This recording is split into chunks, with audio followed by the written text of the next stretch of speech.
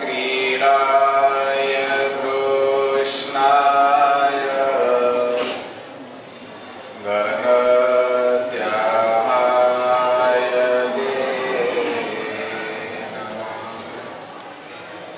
श्री हरि कृष्णाय नमो नमः। श्री स्वामिनारायणाय नमो नमः। श्री नरनारायणाय नमो नमः। स्वामिनारायण हरे।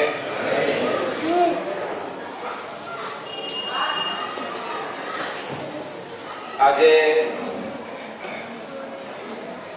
દેવ પ્રબોધિની એકાદશી। આજે ભગવાન જાગ્યા। તમે કહેશો કે અમે તો રોજ જાગીએ છીએ, તો રોજ એકાદશી કરો। ભગવાન જાગ્યા આજે, આજની એકાદશીનું નામ છે એટલા માટે દેવ પ્રબોધિની। 4 મહિના સુધી ભગવાન શયન કરે છે। 4 મહિના ભક્તોને, દેવતાઓને ભગવાનના દર્શન થતા નથી। આજના દિવસે ભગવાનના દર્શન થયા। દેવોને, ઋષિઓને, ભક્તોને બધાને ખૂબ ખૂબ આનંદ થઈ ગયો। એટલે આજની એકાદશીનું મહત્વ ખૂબ છે। આપણે દર કાર્તિક સુધી એકાદશી, દેવ પ્રબોધિની એકાદશીના દિવસે આજની એકાદશીનો મહિમા એને શ્રદ્ધાથી સાંભળીએ છીએ। આજે આપણે વિશેષ આરાધના ભક્તિનો કાર્યક્રમ હોવાથી થોડું ટૂંકમાં, સંક્ષેપમાં પણ આજની એકાદશીનો, આજના પર્વનો મહિમા શ્રવણ કરીશું। સૌથી પહેલા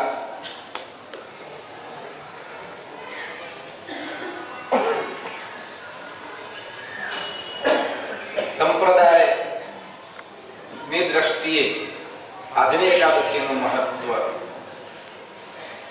એનું સ્મરણ કરીએ તો સૌથી પહેલા વિક્રમ સંવત 1796, અત્યારે વિક્રમ સંવત 2069 ની સંવત શરૂ થઈ। કેટલા વર્ષ થયા ભાઈ? ગણિતકારો લાગી જાઓ।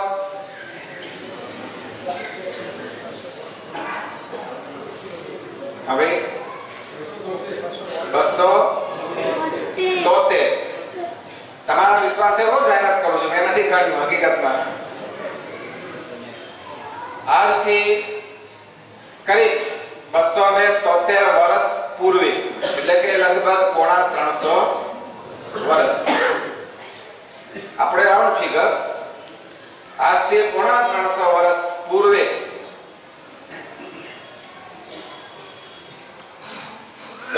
આ ધરતી ઉપર જે વિભૂતિ પ્રગટ થઈ, આપણા પુરાણો, આપણા શાસ્ત્રો જેનો મહિમા ગાય છે, ભગવાન આ ધરતી પર પ્રગટ થાય ત્યારે પરમાત્મા મનુષ્ય રૂપે પ્રગટે છે। જ્યારે મનુષ્ય વિગ્રહ ધારણ કરવો છે ત્યારે મનુષ્યની રીતે આપણને દેખાય છે। હકીકતમાં તો ભગવાન ભગવાન પ્રગટતા નથી, ભગવાન અંતર્ધ્યાન થતા નથી, એ તો અનાદિ છે અને છે જ। આપણને દેખાય કે હા, આપણી જેમ ભગવાનો પ્રગટ થયા, અને પછી નાના હતા, રમતા હતા ઘોડિયામાં, પછી મોટા થયા, અને આ રીતે। પણ ભગવાન તો જે અનાદિ છે જ। એ ભગવાન કોને ક્યાં પ્રગટ થવું, પ્રથમ તે માતા પિતાની પસંદગી કરે છે। એ પરમાત્મા શ્રી રામ સ્વરૂપે પ્રગટ થયા ત્યારે દશરથ કૌશલ્યાજીને માતા પિતા તરીકે એમણે પસંદ કર્યા। એ પરમાત્મા જ્યારે શ્રી કૃષ્ણ ભગવાન સ્વરૂપે પ્રગટ થયા ત્યારે વસુદેવ દેવકીજીને માતા પિતા તરીકે પસંદ કર્યા. એ ભગવાન જ્યારે સ્વામિનારાયણ ભગવાન સ્વરૂપે પરમાત્મા પ્રગટ થયા ત્યારે ધર્મદેવ અને ભક્તિ માતાને માતા પિતા તરીકે પસંદ કર્યા. વે ભગવાનના પિતા ધર્મદેવ એમનો જન્મ એ આજથી 350 વર્ષ પૂર્વે લગભગ એટલે કે વિક્રમ સંવત 1796 કારતક સુધી એકાદશી એટલે આજની એકાદશીએ ભગવાનના પિતા ધર્મદેવ એમનો જન્મ થયો.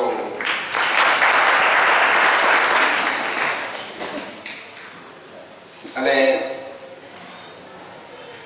એ પિતા અને માતા એટલે ભક્તિ માતા ધર્મ પિતા એમના થકી પરમાત્મા સર્વોપરી સર્વ અવતારી સર્વ કારણના કારણ અક્ષરધામના અધિપતિ સ્વામિનારાયણ ભગવાન એ બાળ સ્વરૂપે પ્રગટ થયા. વિક્રમ સંવત 1837 રામનવમી ચૈત્ર સુદ 9 અને ભગવાને અનેક બાલ લીલા ચરિત્રો કર્યા, વન વિચરણ કર્યું અને ગુરુ તરીકે રામાનંદ સ્વામીને સ્વીકારવા છે. વન વિચરણ પૂર્ણ કરેલો જ પધાર્યા ને પછી પીપળાના ગામે સૌ પ્રથમ ગુરુ રામાનંદ સ્વામી એમનું મિલન થયું. ગુરુ ગોવિંદ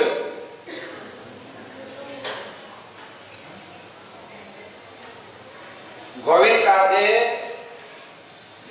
એમણે પોતે સ્વયં આ ધરતી ઉપર ધર્મનો પાયો નાખવા માટે એટલે કે બેઝમેન્ટ તૈયાર કરવા માટે પોતાની સર્વ શક્તિઓની સાથે જેમને મોકલ્યા એવા ઉદ્ધવ અવતાર રામાનંદ સ્વામી જેમને સ્વયં ભગવાન એક પરંપરા શીખડાવવા માટે ગુરુ તરીકે સ્વીકારે છે અને એમની પાસેથી ગુરુ પાસેથી સ્વામિનારાયણ ભગવાને દીક્ષા ગ્રહણ કરી વિક્રમ સંવત 1857 અને કારતક સુધી એટલે કે આજની એકાદશીએ સ્વામિનારાયણ ભગવાને દીક્ષા ગ્રહણ કરી. અને ગુરુએ દીક્ષા ગ્રહણ કરે ને એટલે નામ બદલાઈ જાય. પેલા જે છગડીઓ વગરનો જે હોય તે દીક્ષા લીધા પછી નામ બદલાઈ જાય છે. ગુરુએ 2 નામ આપ્યા. કયા 2 નામ? સહજાનંદ સ્વામી અને નારાયણ.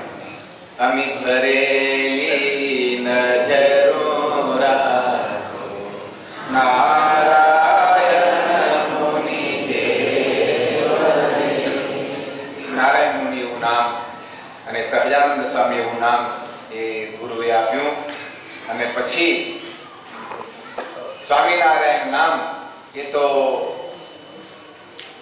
મંત્ર, સ્વામિનારાયણ મંત્ર એ તો ભગવાન પોતાની સાથે જ આ મંત્ર લાવેલા. પછી ભગવાન સત્સંગમાં આવ્યા, ગાદીએ બિરાજ્યા.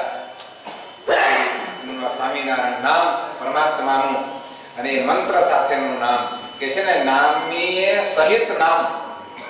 નામીએ સહિત નામ એટલે કે જેમનું નામ આપણે જપીએ છીએ એ નામી એટલે ભગવાન પણ એ જ નામી, એ જ નામના ભગવાન છે. એ મંત્ર સિદ્ધ મંત્ર એ સ્વામિનારાયણ મહામંત્ર બન્યો. તો એ ટૂંકી વાત છે કે દીક્ષા આપી અને આ 2 નામ ગુરુએ આપ્યા અને ત્યાર પછી ગુરુની સેવામાં રહ્યા અને વર્ષ જેવી સેવા કરી ગુરુની. અને ત્યાર પછી જેનું હતું એને સોંપી દેવાનું હતું. રામાનંદ સ્વામી તો કહેતા હતા ને, હું તો ડુગડુગી વગાડું છું, ખેલ કરનારા તો આવે છે. ખેલ કરનારા આવી ગયા પછી રામાનંદ સ્વામીએ તેરા તુજકો અર્પણ જેમનું હતું એમને સોંપી. પછી રામાનંદ સ્વામીએ દેહલીલા સંકેલી. પણ જે દિવસે આ સંપ્રદાયની ધર્મધુરા ગુરુ રામાનંદ સ્વામીએ સ્વામિનારાયણ ભગવાનને સોંપી એ દિવસ પણ વિક્રમ સંવત 1858 કાર્તિક સુધી એકાદશી એટલે કે આજનો જ દિવસ હતો. અને આગલા દિવસે ગુરુએ જેતપુરમાં ગાદી સોંપી અને એ વખતે આ સંપ્રદાયના ઇતિહાસમાં ધર્મ જગતમાં જે ભગવાને પોતાના ભક્તજનોને આશીર્વાદ આપ્યા છે એ આશીર્વાદ એ આપણે આજના દિવસે યાદ કરીએ છીએ. શું કામ યાદ કરીએ છીએ? કાયદાની કેટલી કલમો ગોખી રાખવી પડે. તો ભગવાને આપણને આ વરદાન આપ્યા છે તો આપણે યાદ રાખવા પડે. આજના દિવસે ભગવાનને આપણે કહેવું પડે કે હે ભગવાન, તમે અમને આ વરદાન આપ્યા છે. કયા બે વરદાન? વળી હરિ જનને હોય દુઃખ રે, થાય મને એ ભોગવે સુખ રે. કૃષ્ણ ભક્ત જો પૂરવને કર્મે રે, અન્ન વસ્ત્ર પામે પરિશ્રમે રે. એનું કષ્ટ આવે મુજ માય રે, એહ સુખ માં રહે સદાય રે. જે વરદાન બે માગ્યા, એક તો જે અમારો ભક્ત છે અને કદાચ એના પ્રારબ્ધ કઠિન હોય અને કઈ અન્નવસ્ત્ર પણ એને મળી શકે નહીં, એટલે કે આમ ભિક્ષુક જેવી કદાચ એની સ્થિતિ એમાં પ્રારબ્ધ હોય, તો સ્વામિનારાયણ ભગવાન કહે છે કે એનું કષ્ટ મારામાં આવે અને અમારો ભક્ત છે એ સદાય સુખમાં રહે. એટલે સ્વામિનારાયણ ભગવાનનો ભક્ત ક્યારે પણ અન્નવસ્ત્રે દુખી ન થાય એવું વરદાન સ્વામિનારાયણ ભગવાને આપણને આપ્યું આજના દિવસે આપ્યું. અને એ આજે પણ સત્ય છે. સ્વામિનારાયણ ભગવાનનો ભક્ત ક્યારે એવો તો સાવ નાદાન ન હોય કે એને આમ સાંજે ખાવું શું એવી ચિંતા હોય. એવો તો સ્વામિનારાયણ ભગવાનનો ભક્ત ન હોય. એવો હોય તો સ્વામિનારાયણ ભગવાનનો ભક્ત નહીં, કાચો એનો એ સાચો ભક્ત નહીં. બાકી સ્વામિનારાયણ ભગવાનના આ જે વચન છે આધ્યાત્મિક સત્ય છે. અને બીજું વરદાન ભગવાને આપ્યું કે અંતકાળે મારા જનને જરૂર તેડવા આવું. વિરુદ્ધ મારું ભગવાન કહે છે કે મારું વચન છે કે મારા ભક્તને અંતકાળે અને તેડવા આવીશ. અને અંતકાળે જે છોડ્યા સમયે જે જીવાત્માને કષ્ટ થાય છે, ભગવાન કહે છે કે એ જે વીછી જે ચટકા ભરે ને એની જે વેદના હોય, તો એવી જે વેદના જે જીવાત્માને થાય છે, ભગવાન કહે છે કે અમને રૂમાડે કોટી વીછીની વેદના થાવ પણ મારો ભક્ત છે તે સુખેથી નાકણમાંથી નોળો ખેંચે. એમ ભગવાને પોતાના ભક્તને આ શરીરમાંથી આ જીવાત્માને બહાર કાઢીને પોતાના ધામમાં લઈ જાય છે. ભગવાનના બે વચન, બે વરદાન સ્વામિનારાયણ ભગવાને આપ્યા છે. ભક્તજનો, બહુ સુંદર મજાની વાત છે. એ જ રીતે આજની એકાદશી, આજથી દેવ દિવાળી. ઘણા કહે છે કે દેવ દિવાળી એટલે પૂનમે, પણ હમણાં મને ગુરુજી યાદ કરાવ્યો મને કે એવું નથી. પુરાણોમાં અને બધે આજે ભગવાન પ્રગટ થયા. જે સમુદ્રમાં ભગવાન જે સસરાને જે પોઢ્યા હતા, તો આજે ભગવાન જાગ્યા અને ભગવાનના બધાને દર્શન થયા. અને જે દેવોએ દિવાળી મનાવી, જય જયકાર કર્યો, દુંદુભી વગાડ્યા. એ વખતે દુંદુભી વાગતા હતા, આપણે આજે દુંદુભીના બદલે ફટાકડા ફોડીએ છીએ દેવ દિવાળી. એટલે ખરેખર દેવ દિવાળી છે. આજથી 5 દિવસ સુધી એ દેવોએ ઉત્સવ ઉજવ્યો એ દેવ દિવાળી. અને એની સાથે પછી તો બધી સરસ મજાની આપણે જે ભગવાનના દર્શન કરીએ છીએ, ભગવાનની આગળ હાથ ભર્યું છે, એ બધો મહિમા છે આજના દિવસનો છે. ભગવાન પ્રગટ થયા પછી ભગવાનનું પૂજન કેવી રીતે કરવું? સમુદ્રમાંથી બહાર પધાર્યા, જાગ્યા, ભગવાનનું પૂજન કરવું. આવી રીતે વિશિષ્ટ રીતે આપણે જેમ દર્શન કર્યા છે, મેરૈયાની આરતીથી સરસ મજાની એ શેરડીની આરતી, એમાં મજાની વાતો ગોઠવી. એ સમયે જે મળ્યું એ ત્યાં બીજું શું મળે? બધા ઋષિઓને જે કાંઈ મળ્યું, જેવી રીતે મળ્યું એનાથી ભગવાનની પૂજા કરી, ભગવાનની આરતી ઉતારી. એ પરંપરા આજે પણ ચાલી આવે છે. અને ભગવાનને જે કઈ આજુબાજુ બધા ખેતરોમાં લીલા શાકભાજી હતા, એ બધા શાકભાજીથી શણગારી આરતી અને ભગવાનની આરતી કરી. તો આજે એ પરંપરા આપણે દર્શન આજે થાય છે કે જાણે જ્યારે ભગવાન જાગ્યા હશે અને એ વખતે ઋષિ મુનિઓ કે દેવતાઓ કે જે રીતે ભગવાનની આરતી પૂજા કરી એ જ પ્રમાણે આજે આપણને દર્શન થયા. એ પરંપરા આજે દેખાણી પ્રત્યક્ષ દર્શન થયા હોય એવી સરસ પૂજાની આરતી એ પૂજ્ય ગુરુજીએ સ્વયં ભગવાનની આરતી કરી અને પૂજા કરી. તે ખરેખર દર્શન કરનારના પણ અહોભાગ્ય છે. અને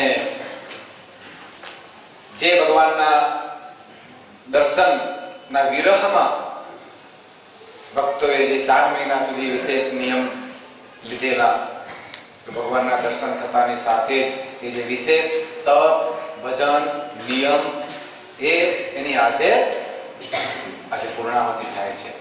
એટલે વાત થઈ એટલે ગુરુજી મને કે હરિભક્તોને કહેજો, ખાસ યાદ કરાવજો કે આજે ખાલી વિશેષ નિયમ પૂરા થાય છે એટલે વિશેષ નિયમ પૂરા કરવાના, ભજન બંધ નહીં કરવાનું. પછી ઉદાહરણ શું આપ્યું?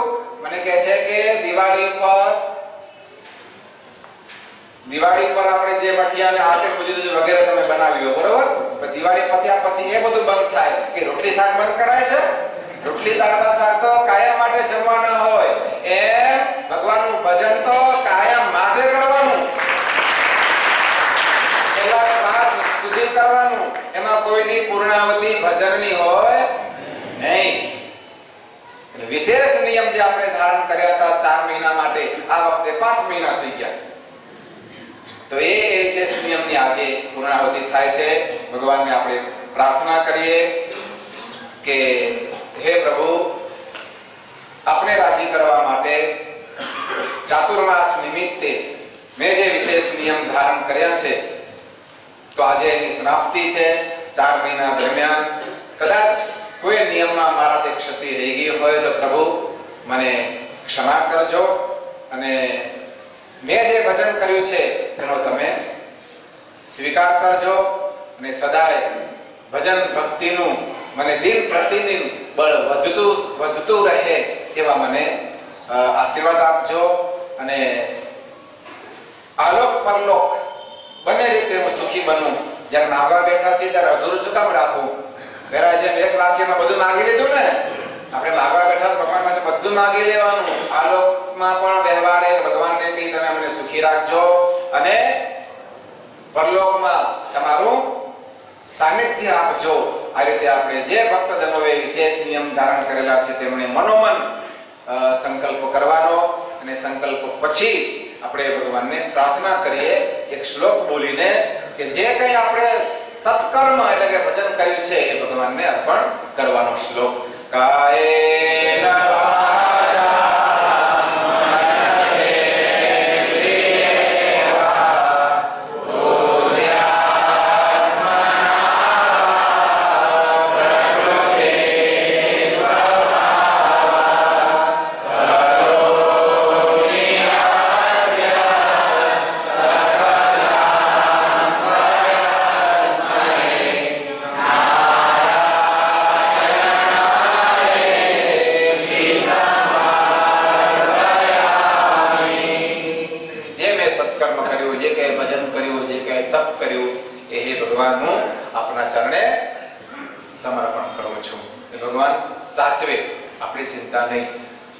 છોકરા પાસે તમે એની પાસે રૂપિયા આપો, ખિસ્સામાં આપ્યા હોય આ તો ખોઈ નાખે, એને શું ધ્યાન ન રહે, ભૂલી જાય કે મારી પાસે આવું જોખમ છે, અને ખોઈ જાય. તો એનો બાપો હાચવે. એમ આપણા બાપા ભગવાનને અર્પણ કરીએ ને ભગવાન હાચવે, અને પછી જેમ જરૂર પડે તેમ આપણને કોણ આપે? છોકરાને જેમ એનો બાપો આપે એમ ભક્તને એનો બાપો ભગવાન આપે. જરૂર છે, પણ કેટલી જરૂર છે એ ડિસિઝન કોણ લે?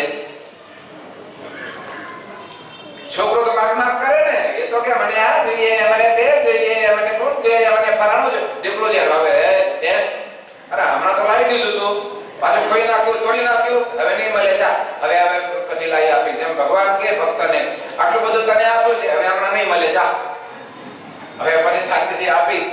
ભક્તનું સુખ જેમાં હોય એ પ્રમાણે એટલું ભગવાન ભક્તને આપે છે. એટલા માટે આપણે વિશેષ નિયમ ભજન જે ભગવાનના ચરણોમાં સમર્પણ કરીએ છીએ. બીજું, ઘણા ભક્તોએ ભગવાનને આજે જે હાથ ભરી છે આપણે ઘણા તમે દર્શન કર્યા પણ ખરા, સભા પૂરી જાય પછી ફરીથી શાંતિથી દર્શન કરીશું. કોઈ ભક્ત ધર્મે ભગવાનને સયા પણ અર્પણ કરી છે, શાકભાજી વગેરે વગેરે હરિભક્તો બધા ઉત્સાહ પ્રેમથી ઠાકોરજીને અર્પણ કર્યા છે. તો એ હરિભક્તોને પણ ઘણા ઘણા ધન્યવાદ છે. અને બીજું વિશેષમાં આજથી લઈને 5 દિવસ સુધી તુલસી વિવાહ. આપણે દર વખતે તો બહુ સરસ ધામધૂમથી તુલસી વિવાહ ઉજવીએ છીએ, પણ આજે જેમ પેલા ભૂદેવ એક શ્લોકમાં ફોટો વાળી દે ને, તો એક શ્લોકમાં ફોટો વાળી દેવાનું છે તુલસી વિવાહ. આજથી લઈને 5 દિવસ સુધી બહુ લાંબી કથા છે તો પુરાણની. ભગવાન અને ભક્તના પ્રેમ અને સમર્પણ અને જોડાણ. સંતોએ જેમ કીર્તનમાં કીધું ને કે હથે વાળો હરી સંગાથે મે કીધો રે ભૂમાનંદ તે જન્મ સુફળ કરી દીધો. એટલે હથે વાળો હરી સંગાથે કરવાનો એટલે કે ભગવાન સાથે જીવન જોડવાનો જે પર્વ એટલે દેવ દિવાળી એટલે તુલસી વિવાહ. આપણે ભૌતિક રીતે તુલસી વિવાહ ઉજવીએ છીએ, આધ્યાત્મિક જે ભાવના છે તો આપણે ભૂલી જઈએ છીએ. ધોરંદા જે ભગવાનની શક્તિ એ તુલસી રૂપે બન્યા અને ભગવાન શાલિગ્રામ રૂપે બન્યા. અને તુલસી અને શાલિગ્રામ એના જે વિવાહ થયો, લગ્ન થયો અને ભગવાનનો એ લગ્નોત્સવ એ 5 દિવસ સુધી ઉજવાયો. અને એમાં સૌ પ્રથમ તુલસી વિવાહ ઉજવાયો છે કુરુક્ષેત્રની અંદર. વસુદેવજી વગેરે એટલે કે ભગવાનના માતા પિતા અને રુકમણીના માતા પિતા એટલે ભીમક રાજા વગેરે એ ભેગા થયા અને એમણે સૌ પ્રથમ તુલસી વિવાહ ઉજવાયો. ત્યારથી આ રીતે આ ધરતી ઉપર 5 દિવસ દરમિયાન પૂજ્ય ગુરુજી હમણાં મને વાત કરી કે એવું નથી કે આજે તુલસી વિવાહ ઉજવાય કે પૂનમના દિવસે જ ઉજવાય, એવું નથી. આજથી 5 દિવસ દરમિયાન ગમે ત્યારે તુલસી વિવાહ ઉજવો, એક જ સરખું આપણને ફળ મળે છે. 5 દિવસ દરમિયાન કોઈ તુલસી વિવાહ નો પણ પર્વ એ આજથી 5 દિવસ સુધીનો આપણે ધામધૂમથી તુલસી વિવાહ પણ ઉજવ્યો ને ભાઈ, એમાં ઉજવ્યો બાકી રહી ગયો. સરસ મજાના આપણા સંતોના શબ્દો છે કે આવા ભગવાનના જે લગ્ન તુલસી અને શાલિગ્રામના એટલે કે ભગવાનના જે લગ્ન છે એની સુંદર કથા આપણા સંતોએ વર્ણવી છે. અને એમાં છેલ્લે પ્રેમાનંદ સ્વામીએ કીધું કે તુલસી શાલિગ્રામની જોડ રે સાહેલી પૂરો પ્રેમાનંદના કોડ રે સાહેલી. તુલસી શાલિગ્રામની જોડ. અને સ્વામી તુલસી વિવાહ વર્ણવ્યો પદ 66 કરીને. ત્યાં કેટલા પદમાં? 66 પદમાં તુલસી વિવાહ વર્ણવ્યો છે. તો આવા સરસ જે પ્રસંગ તુલસી વિવાહનો એ પણ આજથી લઈને 5 દિવસ સુધી ઉજવાય છે. તો સજ્જનો આ સંક્ષિપ્તમાં આજના દિવસનો આપણે મહિમા કીધો છે. હવે જે આપણે સંકલ્પ કર્યો છે, જે આપણે ટેક લીધી છે, જે ભગવાનના વિશેષ ભજનની 12 એકાદશીનું આપણે જે સત્ર બનાવ્યું છે તો એમાં દર 11 આપણે સાથે મળી અને ભજન કરીએ છીએ બરાબર 35 મિનિટ સુધી. તો આજે આપણા એક સત્સંગ આરાધના પર્વ અંતર્ગત વિશેષ ભજન ભક્તિ એની આજે આપણે કઈ એકાદશી છે ભાઈ? કેટલામી? એટલી બધી પૂરી થઈ ગઈ. આજે આપણે આરાધના પર્વનું આજે 10મું સત્ર એ અત્યારે શરૂ થાય છે. તો આપણે પ્રેમથી ભજન કરીશું. શરૂઆત કરીશું મંત્ર લેખનથી બરાબર 15 મિનિટ. સૌ ભક્તજનો એકાગ્રતાથી